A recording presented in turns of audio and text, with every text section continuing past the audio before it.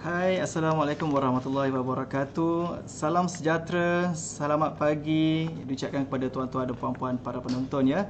Selamat datang diucapkan kepada tuan-tuan dan puan-puan para penonton warga Universiti Teknologi Malaysia. Alhamdulillah, terima kasih atas kesudian anda yang tetap setia bersama kami dengan meluangkan masa pada hari ini, Ahad 21 Februari 2021 untuk mengikuti slot ceramah sesi perkayaan ilmu siri kuliah akademik kali ini yang ke-8. Bagi siri kuliah akademik kali ini, kita akan berkongsikan pula berkaitan pengurusan akreditasi dan kualiti akademik yang mengambil masa selama 1 jam, iaitu dari mula 10.30 minit pagi sehingga 11.30 minit pagi. Dan penceramah yang akan bersama dengan kita iaitu Puan Cik Nolia binti Syahari, iaitu dari UTM Kerim. Beliau merupakan penolong pendaftar di Pusat Kualiti dan Pengurusan Risiko UTM Kerim. Itu dia. Okey, selamat datang Puan Cik Nolia. Selamat datang. Terima kasih Cik Amirul. Ya, sama-sama. Terima kasih juga diucapkan kepada Puan kerana sudi berkongsi, meluangkan masa untuk berkongsi dengan kami semua warga UTM berkaitan tajuk kita iaitu pengurusan akreditasi dan kualiti akademik. Apa khabar Puan? Khabar baik, Alhamdulillah. Terima kasih Cik Amirul. Okey. Jadi tanpa melengahkan masa, saya menjemput Puan penceramah iaitu Puan Cik Nolia binti Syahari untuk kongsikan kepada kita berkaitan pengurusan akreditasi dan kualiti akademik. Untuk itu dipersilakan. Terima kasih Cik Amirul dan warga UTM TCC. Okey, Assalamualaikum warahmatullahi wabarakatuh. Salam sejahtera, salam UTM Sanjungan Bangsa kepada semua warga UTM Johor Bahru, KL dan UTM Pagoh. Saya Puan Cik Nolia Syahari bagi mewakili UTM Kurim mengucapkan ribuan terima kasih kepada UTM TTC sekali lagi di atas jemputan sebagai penceramah untuk sesi perkongsian pada pagi ini. Okey, tanpa melengahkan masa, saya kongsikan slide pembentangan pada pagi ini.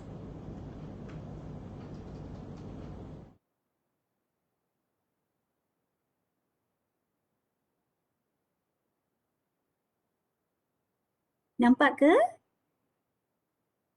Okey, Assalamualaikum warahmatullahi wabarakatuh sekali lagi.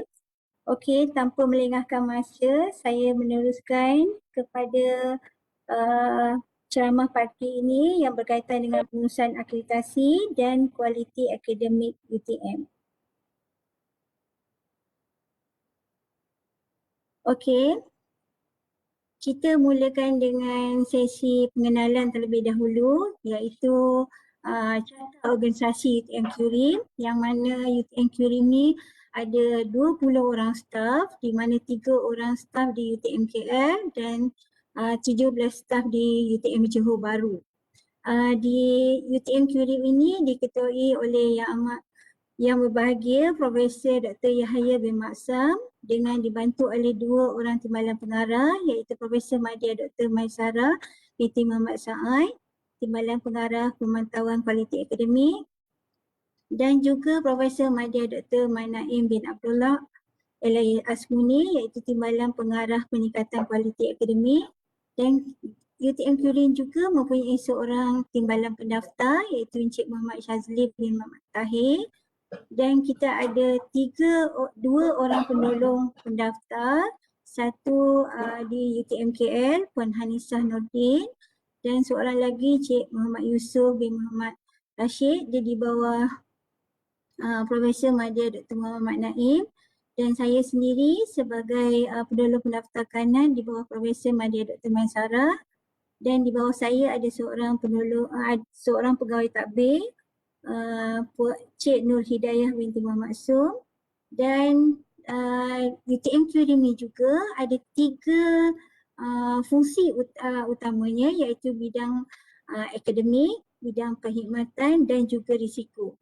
Manakala untuk risiko dia diketuai oleh Encik Muhammad Hafizuddin Wiripin, dan dia juga mempunyai seorang staf pembantu takbir N19 Cik Nazira, dan di bawah Cik Syazli ada seorang penolong pendaftar iaitu Puan Siti Zarina, dan dibantu oleh Cik Remy Adli iaitu pembantu takbir kanan and 22, dan juga 2 orang staf iaitu Puan Suziliana dan Puan Siti Norafidah serta seorang staf N19 iaitu Cik Muhammad Hazri. Okay, next. Okay, bila kita sebut UTM Kirin, cuba kita ambil tahu sedikit mengenai sejarah UTM Kirin ni. Dia bermula dengan tahun 2005, dia bermula dengan UKA. After that, dia terus move pada 2019, yang dia bergabung dengan Transformation Risk Management dengan audit 2010. After that, 2011, dia bergabung lagi dengan Risk Management. And then 2012, UTM mendapat status autonomi, dan seterusnya 2013 kita berjaya mendapat self accreditation status, and then 2014 tertubuhlah UTM Kirin yang mana dia merangkumi 3 aspek iaitu perkhidmatan, risiko dan juga akademik. Ini dia fungsi dia. Okey. Dari segi pengurusan kualiti akademik, dia bertanggungjawab memastikan program akademik ni mematuhi standard global lah. Dan dari segi pengurusan kualiti perkhidmatan ataupun di bawah kualiti perkhidmatan ni juga ada sistem pengurusan kualiti UTM, yang mana UTM Kirim adalah urus setianya. Dan dari segi kualiti perkhidmatan ni, dia bertanggungjawab memastikan sistem penyampaian perkhidmatan yang berkesan dan efisien, serta dari segi pengurusan risiko bertanggungjawab memastikan pelaksanaan pengurusan risiko itu secara komprehensif. Okey, bila sebut UTM Kirim ni, kita tidak lari daripada agensi yang terlibat berpusat di UTM yang terlibat dengan akademik. So dia bermula dengan student recruitment ataupun SRAT, and then dia pergi kepada academic EMD, seterusnya pergi kepada curriculum, CIDU, and then teaching and learning. After that ke UTM iLead, SPS untuk postgraduate program, dan seterusnya RIS, kita punya UTM Kirin. Okay. Okay, bila sebut accreditation, so perkara pertama kita kena ingat dari segi fungsi kita, dari segi audit, kita ada menjalankan audit, akreditasi program and so on. So kita akan melapor kepada Jawatankuasa Akreditasi JKAU ataupun University Accreditation Committee, dan seterusnya kita akan melapor kepada Senate. Everything kertas kerja, program akreditasi and so on akan melalui audit, sama ada audit akreditasi sementara ataupun penuh ataupun pematuhan. After that, sebelah disahkan dekat Jawatankuasa Akreditasi JKAU akan dibawa ke Senate, dan seterusnya kita akan daftarkan program tersebut di MQA ataupun MQR. So UTM Kirin ni sebagai sebuah PTJ di bawah kawalan Pejabat Naib Chancellor. So UTM juga Kirin tidak lari daripada ada fakulti yang membantu, di mana kita ada dua jawatan di fakulti, iaitu Assistant Dean Quality and Strategy, most di Fakulti Kejuruteraan, serta Assistant Chair Quality and Strategy. Selain daripada di Fakulti Kejuruteraan lah yang banyak membantu, ataupun orang kanan Kirin adalah dua-dua ni lah, Assistant Dean dan juga Assistant Chair. After that kita akan laporkan kepada Naib Chancellor, dan seterusnya kepada JPU dan seterusnya board. JPU tu based on JPU quality and so on. Okay, dari segi Jawatankuasa Akreditasi Universiti ataupun JKAU ni, kita diketuai oleh yang berbahagia Profesor Emeritus Datuk IR Dr. Zainal bin Muhammad, tak lain dan tak bukan. Memang semua orang kenal dia. And then dibantu oleh Timbalan Pengerusi Profesor Dr. Rusalinda Alias daripada AHIR. And then dibantu oleh Setiausaha iaitu pengarah UTM Kirin. Dan kita ada 2 orang Profesor Emeritus dari luar, iaitu mantan staf UTM juga, iaitu Profesor Emeritus Dr. Ahmad Kamal Idris dan juga Profesor Emeritus Datuk Dr. Ahmad bin Darus. Selain daripada itu, ahli JK juga terdiri daripada Profesor Dr. Omar bin Yaakob, iaitu pengerusi Majlis Profesor, dan juga Profesor Dr. Muhammad Hisham Lee, iaitu Timbalan Pengarah Analitik dan Pendidikan Institusi di SMO, Jabat Pengurusan Strategik. Dibantu juga oleh Profesor Madya Dr. Nazihah Ahmad Azli, iaitu Pengarah CIDU, serta Profesor Dr. Hamdan bin Mat Said dari Fakulti Sains Sosial dan Kemanusiaan, serta Profesor Dr. Khalil bin Muhammad Noor dari AHID, dan last sekali adalah Profesor Madya Dr. Ahmad Zuri bin Syamri dari Fakulti Kejuruteraan, Sekolah Kejuruteraan Elektrik. Okey, dari segi TOR pula, kita tengok TOR untuk JK ni apa peranan dia. Dia sama je dengan JKTS yang ada di universiti ni, dia mempunyai TOR masing-masing. Begitu juga dengan TOR JK. So JK punya fungsi adalah memantau standard dan pelaksanaan akreditasi di Universiti Teknologi Malaysia. Di samping dia memperakukan panel penilai bagi menjalankan audit akreditasi sementara dan juga akreditasi penuh.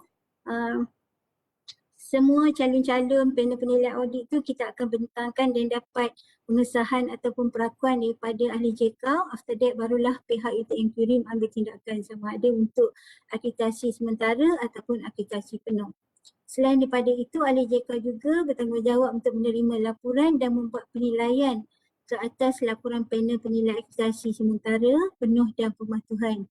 Kebiasaannya mesyuarat JK ni kita ada 4 kali setahun. Dan di dalam mesyuarat itulah kita akan membentangkan kertas kerja yang berkaitan dengan program sama ada akreditasi sementara, penuh and so on.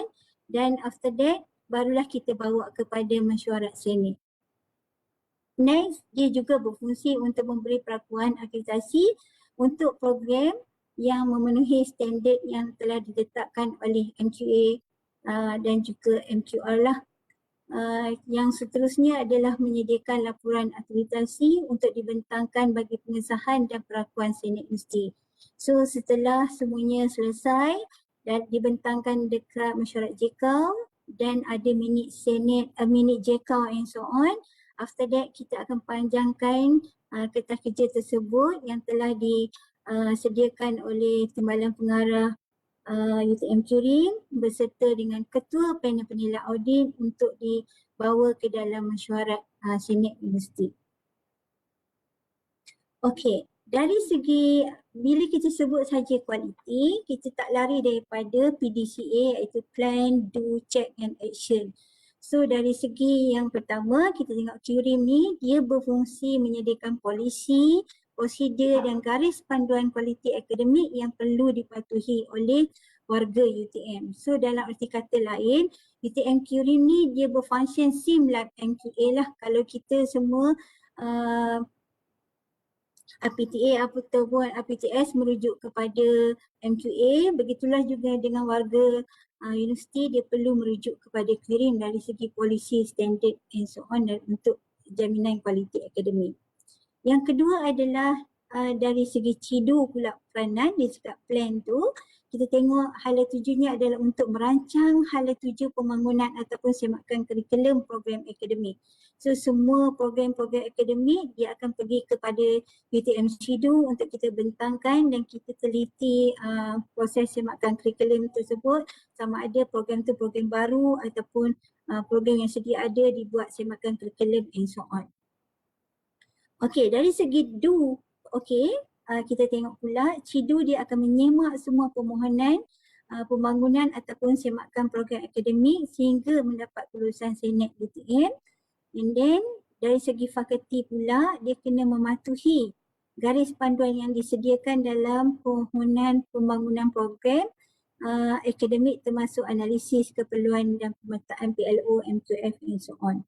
So selalunya sebelum kertas kerja tu dibawa untuk kelulusan Senate, dia akan dibawa ke JKKU dan seterusnya ke JKTS PKA dan seterusnya ke Senate. Okey, dari segi cek, kita tengok pula peranan UTM Kurim adalah untuk memantau pelaksanaan program akademik mengikut standard yang berkaitan termasuk pemetaan MPOF, PLO, MQF melalui proses audit. Manakala fakulti pula dia kena memantau pelaksanaan program akademik yang ditawarkan tu agar mengikut aspek pemetaan CLO dan PLO kepada MQF. Dan X untuk peranan fakulti adalah mengambil tindakan penambahbaikan berdasarkan maklum balas daripada proses audit, sama ada proses tu audit akreditasi sementara, penuh, pematuhan and so on. Dan dia ada membuat analisis yang dijalankan terhadap pencapaian CLO dan PLO. Manakala UTM Lead, dia perlu mengambil tindakan penambahbaikan terhadap latihan dan juga OBE PNP. Okay, next. Bila sebut UTM QRIM ni, kita tak terlepas juga daripada program akademik dan kita tengok juga apa peranan UTM QRIM dalam program akademik ni. Okay? Okay. Bermula 1 Julai 2018, UTM telah melalui sinergi di mana kita bermula daripada tahun 1972 penubuhan UTM sehingga 2018 fakulti yang ada di UTM adalah 18. Termasuklah salah satu fakulti iaitu SPS yang menawarkan program generik. Tapi bermula selepas 1 Julai 2018, kita mula hanya ada 7 fakulti iaitu Fakulti Kejuruteraan dan ada terlibat daripada gabungan 6 sekolah. Dan saya pasti semua warga UTM mengetahuinya. Yang kedua adalah Fakulti Sains Sosial dan Kemanusiaan FSSS. Yang ketiga adalah Fakulti Alam Bina ataupun FABU. Yang keempat adalah Fakulti Sains. Yang kelima adalah Sekolah Perniagaan Antarabangsa Azman Hashim. Yang keenam adalah Fakulti Teknologi dan Informatik Razak FTIR. Dan yang ketujuh adalah Malaysian Japan Institute of Technology ataupun MG. Okey, bila sebut entiti akademik,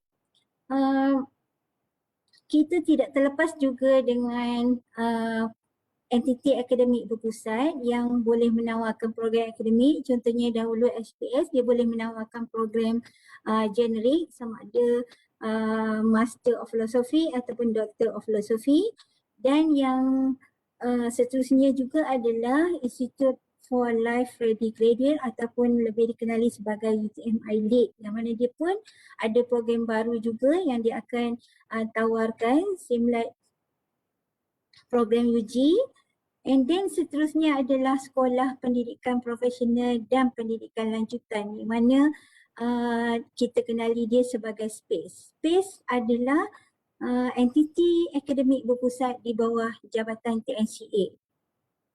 Okey. Next, okey, kita tengok sedikit senarai program di UTM ni ada berapa. Okey, untuk program asasi kita ada satu program yang aktif iaitu ditawarkan di SPACE. Dan yang kedua adalah Executive Diploma, ada 6 program. Ini ditawarkan di FTIR. Dan kita ada juga diploma, 15 program still aktif ditawarkan oleh SPACE. Dan kita ada 61 program sarjana muda yang ditawarkan oleh UTM, di mana 59 di bawah fakulti dan 2 di bawah SPACE iaitu BGA dan juga BGS. Manakala kita juga ada program master sarjana 159 dan PhD ada 50. So the total is untuk PG ada 209. So by hook by crook, kalau orang tanya kita berapa jumlah program akademik di UTM, so dalam kepala kita kena jawab 292. So 292 program inilah kita kena pastikan semua program kita ni diiktiraf, diakreditasi dan ada didaftarkan di MQA. Okey, tadi saya ada sebut mengenai SPACE, so saya juga nak ingatkan kepada diri saya dan semua warga UTM bahawa peranan SPACE dan UTM SPACE tu berbeza.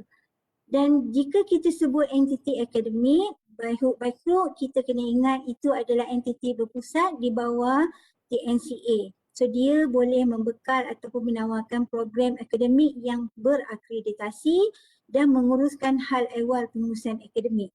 Manakala UTM SPACE adalah timbalan, dia di bawah timbalan Naib Chancellor Pembangunan, yang mana peranan dia adalah sebagai syarikat berhad dan dia pembekal bagi program-program profesional yang tidak berakreditasi serta menguruskan hal ehwal perniagaan di UTM.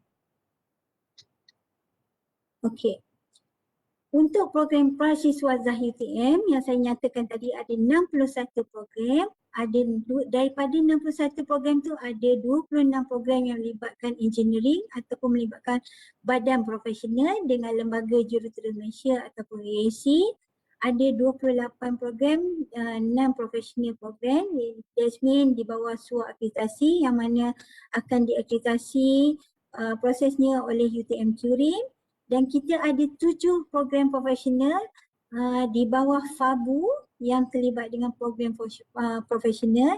Mostly semuanya telah berdaftar di MQR kecuali program Bovia di mana di bawah BQSM, Lembaga Juruukur Bahan ada satu program, and then di bawah Lembaga Arkitek Malaysia, LAM ada satu program, Lembaga Juruukur Tanah Malaysia ada satu program, dan Lembaga Pancang Bandar dan Wilayah pun ada satu program, serta Bovia ada 2 program. The whole thing program profesional di FABU ni semuanya telah ada berdaftar di MQR kecuali dalam proses untuk Bovia saja.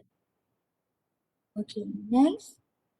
Untuk program Pasca Siswazah di UTM, okay, kita tengok dulu dalam 209 program tu pecahannya untuk Dr. Falsafah secara penyelidikan kita ada 45, MUT campuran kita ada 5, so the total is 50. Untuk penyelidikan kita ada 57, MUT campuran ada 28, kerja khusus ada 74, so the total is 159. So bila kita sebut program Pasca Siswazah ni, kita mesti ingatlah program Pasca Siswazah ni dia telah melalui audit akreditasi penuh dia. Yang pertama adalah pada tahun 2013 selepas UTM mendapat SUA, dan seterusnya melalui audit akreditasi pematuhan pada tahun 2017. So the last one adalah pada tahun 2021 ni dia akan melalui audit pematuhan lagi sekali. Okey. Dari segi fungsi MQA ataupun peranan sebagai UTM di fakulti ni, kita tengok peranan UTM Curim ni adalah untuk melaksanakan audit akreditasi sementara, penuh dan juga pematuhan. So kita tengok fungsi dia sebagai entiti akademik. Dia menguruskan juga pembangunan standard universiti.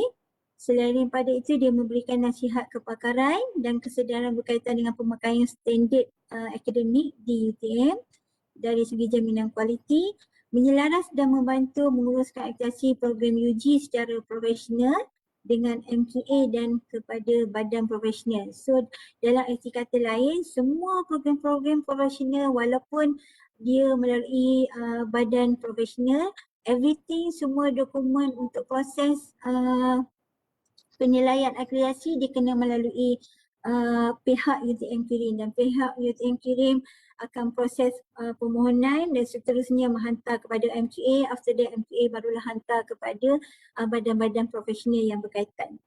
Okey, seterusnya dia juga menguruskan atau memantau audit lokasi bagi pihak KPT yang mana kita menjalankan audit bagi pusat-pusat pembelajaran yang nak dijalankan, contohnya di bawah AAC and so on. Contohnya Center Penang, JB, KK, Kuching and so on secara part time. So kita akan membuat audit lokasi dan laporannya kita akan bentangkan kepada JCAP. Selain daripada itu, kita juga bertanggungjawab membantu UTM ataupun fakulti dalam pendaftaran program akademik secara profesional dan non-profesional di MQR. So seterusnya UTM Curim juga berfungsi sebagai urussetia untuk SUA akreditasi UTM. Dan juga bersedia untuk pengekalan SUA akreditasi UTM. Di samping itu, UTM Curim juga berfungsi sebagai urussetia untuk audit setara UTM dan juga MyMohes, modul pelajar serta urussetia untuk pelbagai anugerah. Dari segi akademik, unit akademik dia berkaitan dengan urussetia anugerah kualiti akademik. Okay, next. Kita tengok pula apa yang dimaksudkan dengan SUA akreditasi. UTM ni memperolehi SUA akreditasi pada 23 Mac 2013 dan kita adalah universiti yang ke-9 mendapat SUA akreditasi. So kalau pada peserta melihat dekat sini kita nampak SUA akreditasi number kita tu MQA SA0009. That means kita adalah universiti yang ke-9 lah. Universiti yang pertama adalah UM, USM, UKM, UPM. So kita adalah universiti yang seterusnya ke nombor 9. Selain daripada ada 4 lagi program, 4 lagi universiti antarabangsa yang ada berdaftar di Malaysia. Selepas tu nombor 9 tu kita lah. Okey, apa yang dimaksudkan dengan status SUA akreditasi ini? Dia adalah satu keistimewaan kepada IPT untuk kita mengakreditasi sendiri program akademik di IPT berkaitan tanpa kita perlu mendapat kelulusan daripada MQA dan juga Kementerian Pendidikan. Dan bila kita ada SUA akreditasi ini, kita hanya maklumkan saja kepada MQA dan KPM tertakluk kepada pemantauan berterusan dan audit institusi oleh MQA. Walau bagaimanapun, dia tertakluk kepada program profesional yang masih perlu mendapat akreditasi dan pengiktirafan badan profesional yang berkaitan. So everything, semua program di bawah SUA kecuali program profesional, program profesional dia mesti kena melalui badan-badan yang berkaitan seperti mana yang saya nyatakan tadi. So kalau program di bawah SUA, kita accredit everything semuanya di bawah UTM Curim lah. And then sekarang kita tengok apa pula impaknya SUA akreditasi ni kepada UTM. Okey, yang pertama, dari segi penjimatan kos kepada UTM, sebab kita tak perlu bergantung kepada pihak MQA untuk mengakreditasi program kita. Dan audit tu kita boleh rancang sendiri secara dalaman. Dan setiap hujung tahun selalunya pihak UTM Curim akan minta pihak fakulti untuk menyenaraikan perancangan-perancangan akreditasi program dia, sama ada akreditasi penuh ataupun sementara ataupun mematuhan and so on. And then kita juga boleh meningkatkan kepakaran staf UTM sebagai auditor. Kita boleh melatih staf-staf kita di UTM ni, pensyarah-pensyarah staf akademik semua untuk menjadi panel penilai auditor kita. So kita akan buat khusus, selalunya kadang-kadang kita buat 2 tahun sekali, 1 tahun 2 kali untuk melatih kita punya auditor ni agar selari dengan garis panduan ataupun standard yang ditetapkan oleh MQA. Selain daripada tu, kita juga boleh audit program akademik kita UTM ni dengan sendirinya tanpa melalui MQA kecuali program profesional. So dari segi penjimatan kos memanglah sangat besar dan kita menguntungkan UTM lah sekiranya kita berjaya mengekalkan SUA akreditasi ni.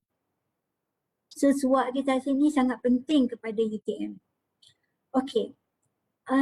Sebagai universiti SUA, kita nak ingatkan juga kita dah dapat SUA akreditasi ni pada 23 Mac 2013 dan dia kebiasaannya 5 tahun sekali dia akan buat audit pengekalan SUA lah, di mana audit pengekalan SUA tu untuk di UTM dia buat pada tahun 2018 iaitu 22 hingga 23 Oktober 2018 di UTM JB dan 25 Oktober 2018 di UTM KL.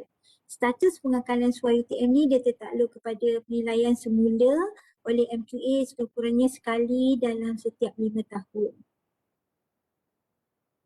So kalau para hadirin nampak dekat MQA 03 tu adalah dokumen yang kita hantar kepada MQA pada tahun 2018 untuk kita proses pengekalan SUA akreditasi.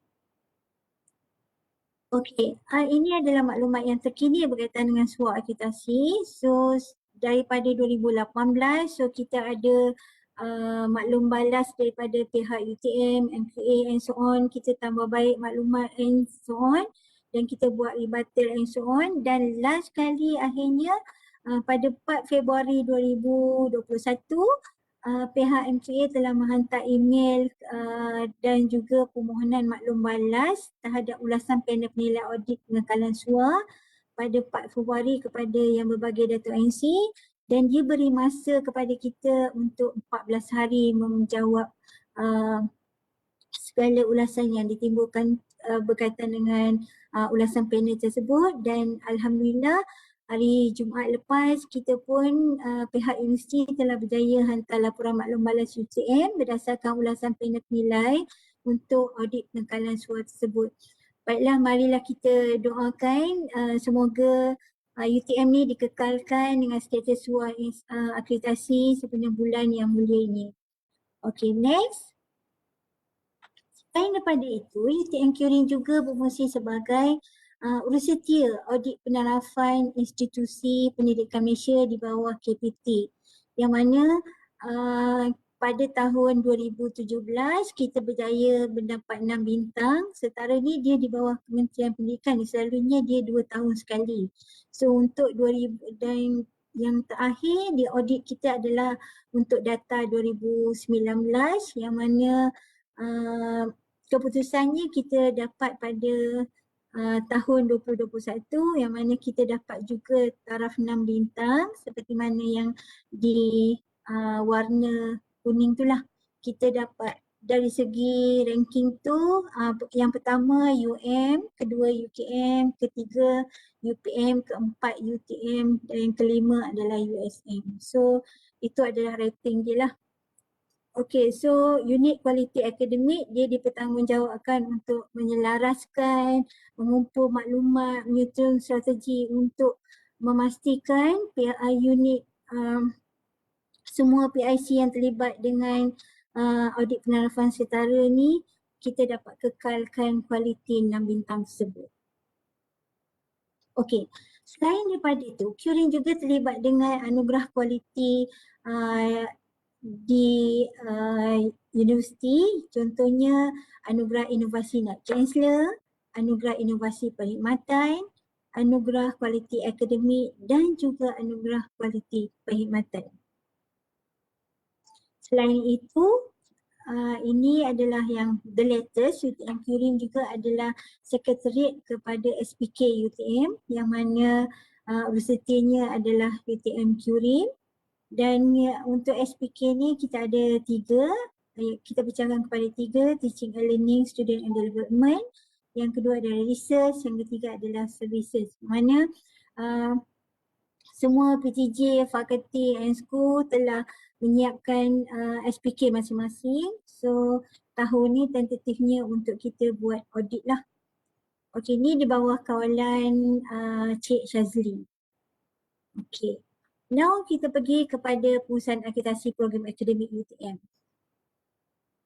Okey, bila kita sebutkan mengenai dokumen jaminan kualiti akademik untuk akreditasi program, so kita tak lari daripada Malaysian Qualification Framework ataupun kerangka kelayakan Malaysia atau dan seterusnya Code of Practice for Program Accreditation ataupun COPA, dan kita bergantung juga merujuk juga kepada program standard, depend kepada program yang berkaitan. Ada program yang telah ditetapkan oleh MQA yang mana ada standardnya yang tersendiri. And then kita juga ada guideline to good practice ataupun amalan baik yang mana dia juga memberi garis panduan kepada kita amalan-amalan baik yang telah ditetapkan oleh pihak MQA serta Code of Practice for Institution Audit ataupun COPIA. Okey, dari segi COPA ni, COPA ni ada yang the latest adalah COPA 2017 ataupun kita panggil COPA 2.0, dan begitu juga dengan garis panduan yang kita rujuk adalah MQF, yang mana untuk MQA COPA tu asas penilaian COPA adalah kita bahagikan kepada 7 bidang. Bidang yang pertama pembangunan dan penyampaian program, bidang yang kedua adalah pentadsiran dan pembelajaran pelajar, yang ketiga pemilihan dan khidmat sokongan pelajar, keempat adalah staf akademik, kelima adalah sumber pendidikan, keenam adalah pengurusan program, dan ketujuh adalah pemantauan dan penambahbaikan berterusan program. Kebiasaannya kalau kita sebut pasal COPA ni, setiap fakulti dia akan sediakan COPA sama ada untuk akreditasi sementara, penuh atau pematuhan. Dia bahagikan kepada 3. Yang pertama, bahagian A tu dia ada maklumat umum berkaitan dengan Institut Teknologi Malaysia. Selalunya ada 21 perkara di bahagian tersebut yang mana dalam situ dia ada maklumat umum lah bila institusi ni ditubuhkan, siapa DMC-nya, berapa program-program di UTM and so on. So kebiasaannya pihak UTM Curim akan sediakan maklumat tersebut dan dia standard lah kita paskan kepada fakulti. And then seterusnya kita ada bahagian B di mana dia ada ringkasan program pengajian. Terdapat 22 perkara yang perlu diberikan maklumat berkaitan dengan program pengajian. And then yang ketiga adalah standard program serta penilaian kendiri program ataupun self-review report ataupun SAR kita panggil. Dan dia kena penuhilah terdapat 7 bidang yang kita nyatakan tadi, di mana dalam 7 COPA tersebut ada 98 standard yang wajib dipatuhi oleh sesuatu program tu untuk diberikan akreditasi. Okey, dan bila kita sebut akreditasi ni ada yang saya nyatakan tadi program-program standardnya. So ini adalah garis panel standard yang telah ditetapkan oleh MQA, contohnya program standard untuk information science, untuk early childhood education and so on. Serta kita ada juga garis panduan amalan baik daripada MQA, ya, contohnya guideline to good practice academic staff, accuracy, MOOC and so on. Okey. Bila sebut akreditasi, so semua rakan-rakan perlulah tahu MQF level untuk program. Contohnya dari kalau program tu melibatkan doktor ataupun PhD, dia adalah level 8, master mestilah level 7 dan kredit minimum dia mestilah 40 kredit. And then kalau degree mestilah 120 graduating kredit dia. And then kita ada juga diploma 90 kredit tahap 4 dan kita ada juga certificate and so on. So benda-benda MKF level ni dia kena ada dalam mind kita lah kalau kita melibatkan diri dalam bidang akademik. Okey, bila kita sebut akademik kita kena tahu juga bukan apa yang dimaksudkan dengan glossary jaminan kualiti tu. Contohnya apakah yang dimaksudkan dengan jaminan kualiti. Okey.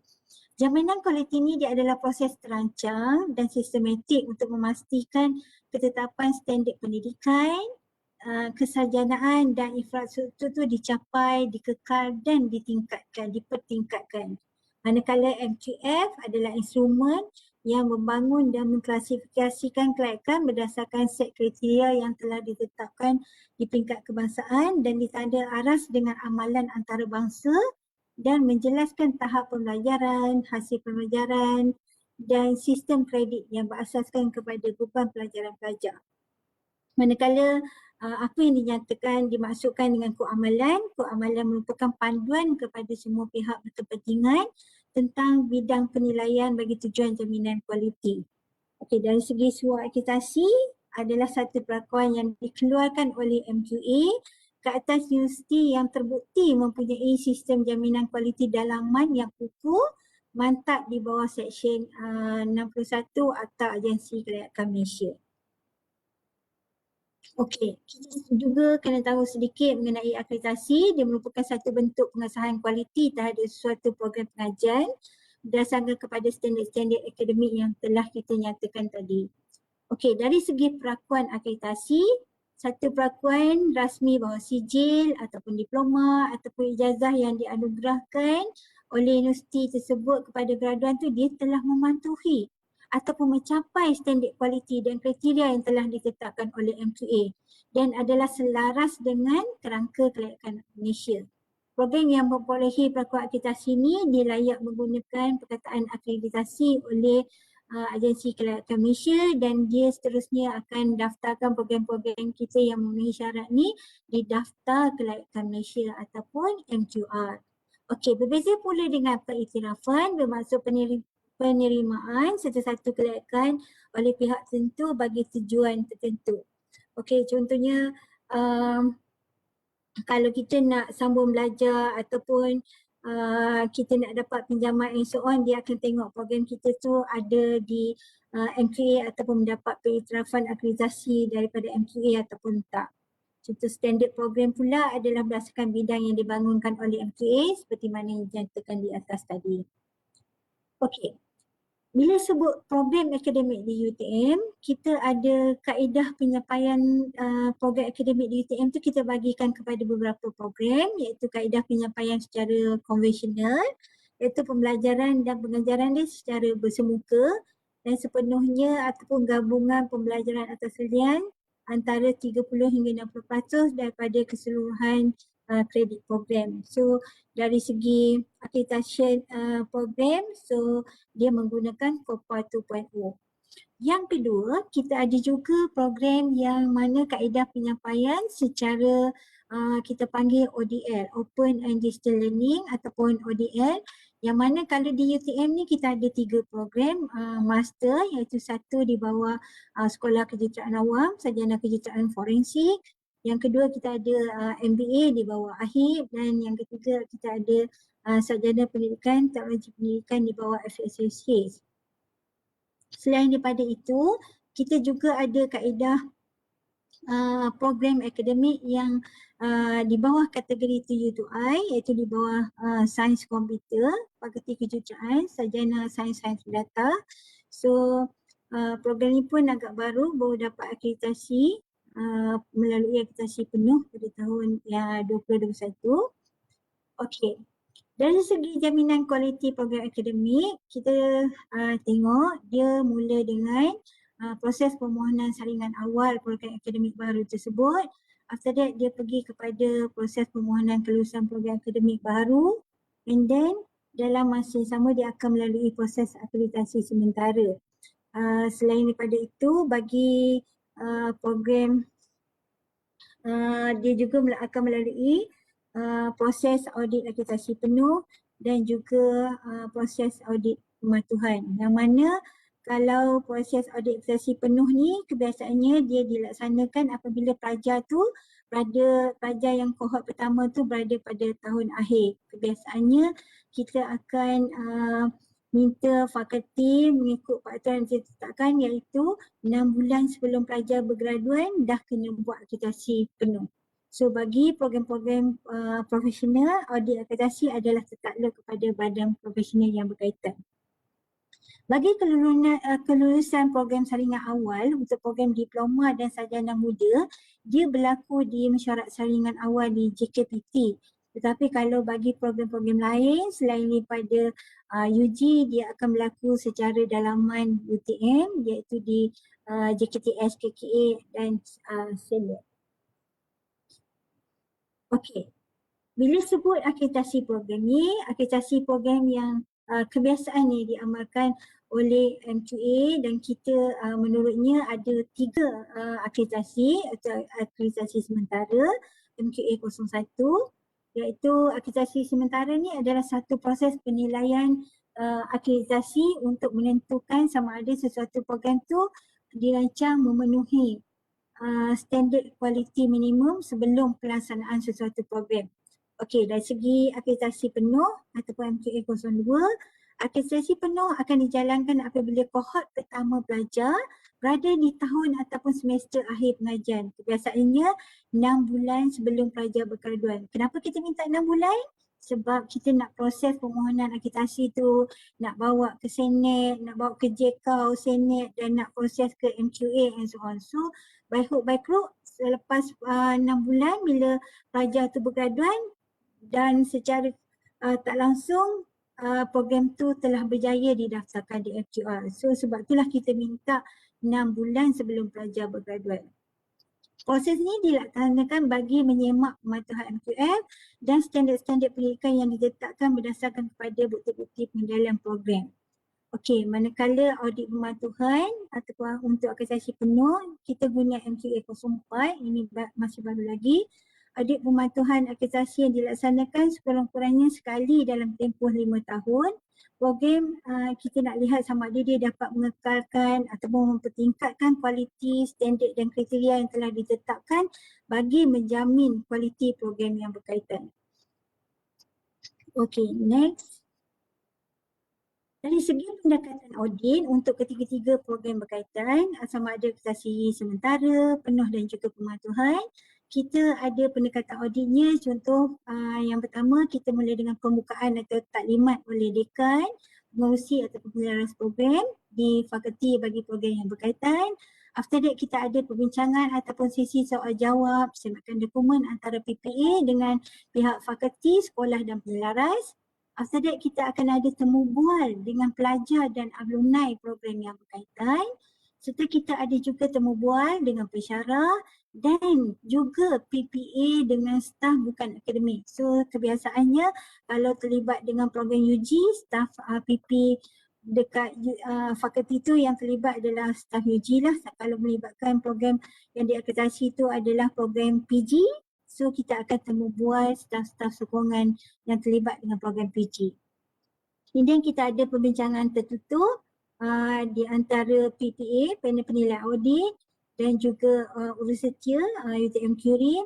After that dah siap everything semua, kita akan buat persiapan audit exit meeting, persiapan exit meeting, di mana dalam persiapan exit meeting ni kita akan ceritakanlah apa kelemahan, apa kekuatan, apa penambahbaikan yang perlu dijelaskan di-highlightkan kepada pihak fakulti. So the rest maklumat terperinci kita akan nyatakan dekat laporan audit.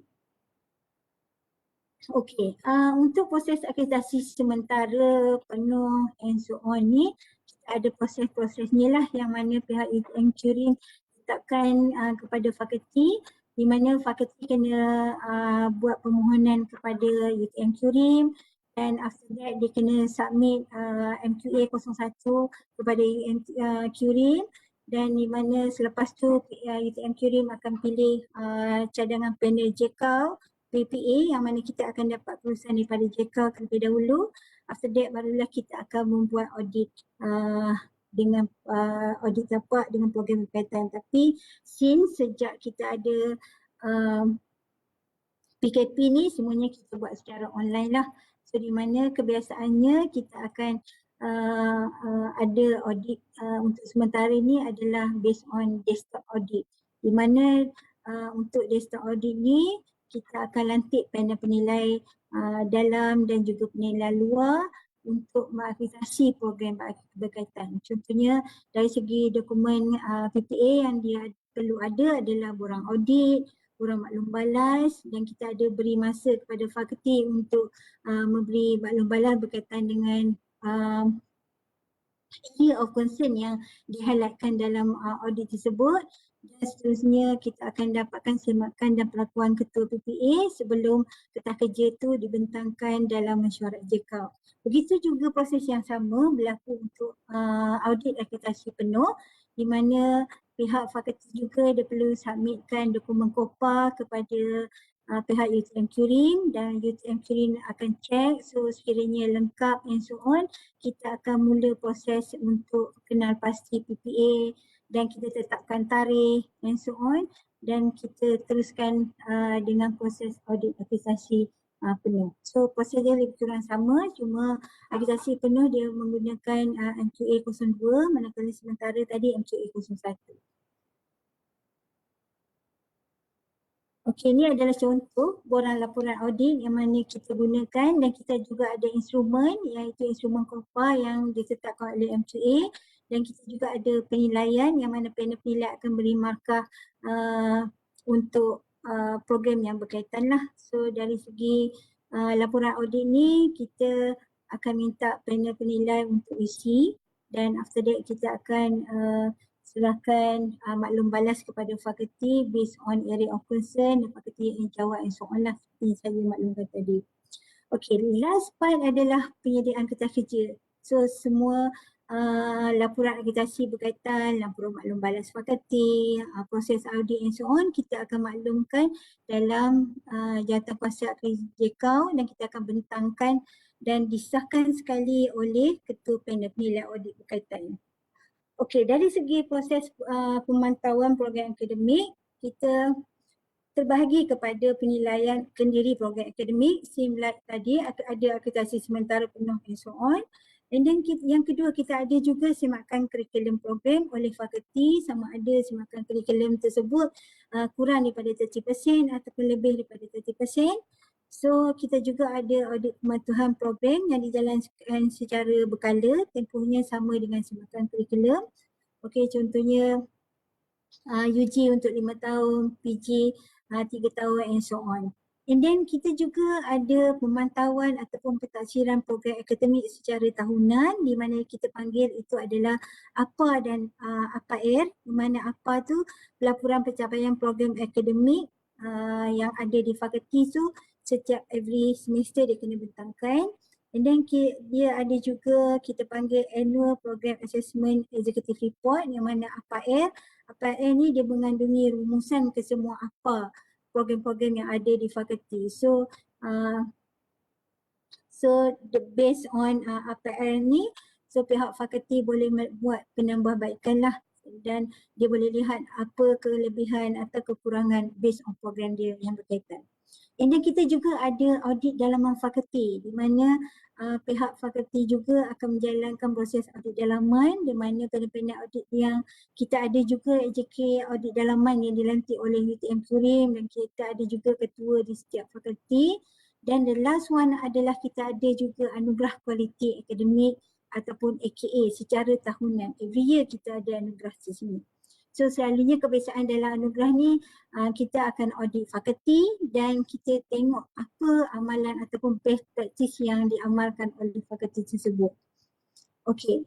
Last part adalah berkaitan dengan daftar kelayakan Malaysia. So semua program dah buat akreditasi. So perkara yang terakhir yang perlu kita lihat adalah memastikan semua program-program akademik UTM ni berada di MQR. So laman web dia saudara-saudari boleh pergi ke www.mqa.gov.my/mqr di mana ini adalah rujukan semua kita punya student, graduan, kedutaan ataupun ibu bapa and so on. So ini adalah untuk akreditasi penuh MQR dan kita juga ada akreditasi sementara dekat MQA, boleh juga kita lihat dekat sama juga website yang tadi, cuma belakang di PASP. And then kalau program yang di bawah 2007 iaitu sebelum daripada UTM daripada MQA ditubuhkan 2007, November 2007, kita boleh semak semua program-program UTM ni diiktiraf atau tak dekat e-Sisraf. So e-Sisraf ni semua program-program di bawah line semua dia masuk dekat di bawah tu lah. Okey, daftar kelayakan Malaysia ni tujuannya dalam untuk mengesahkan program pengajian telah melalui proses jaminan kualiti selaras dengan pematuhan standard yang telah diletakkan oleh MQR dan memastikan stakeholder tu mendapat program yang tepat lah berkenaan dengan program yang telah ikuti dan membolehkan pelajar tu untuk mendapat bantuan kewangan, pelantikan ke perkhidmatan awam, beasiswa and so on. So ini yang saya nyatakan tadi, Jawatankuasa Jaminan Kualiti Dalaman.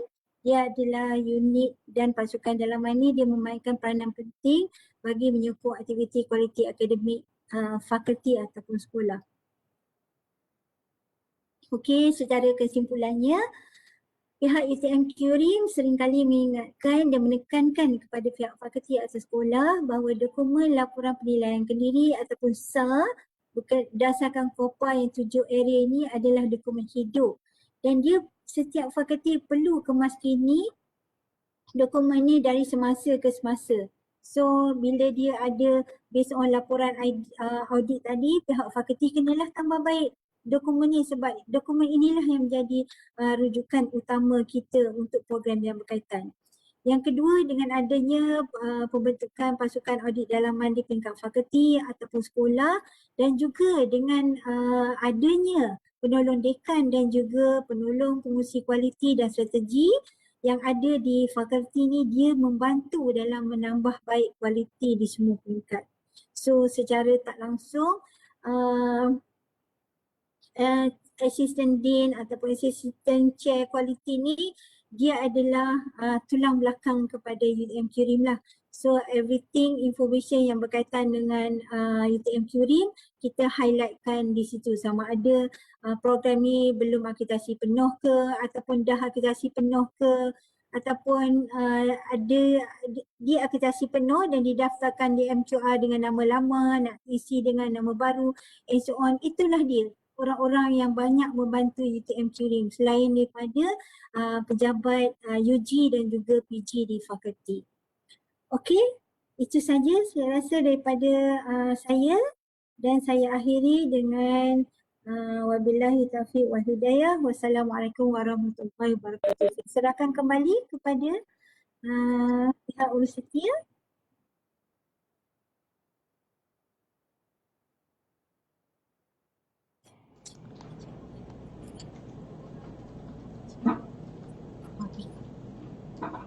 Okey, itulah dia perkongsian yang telah disampaikan oleh penceramah iaitu Puan Cik Nolia binti Syahri. Dan untuk itu saya ucapkan ribuan terima kasih Kak Yang dengan panggilan mesranya Kak Yang.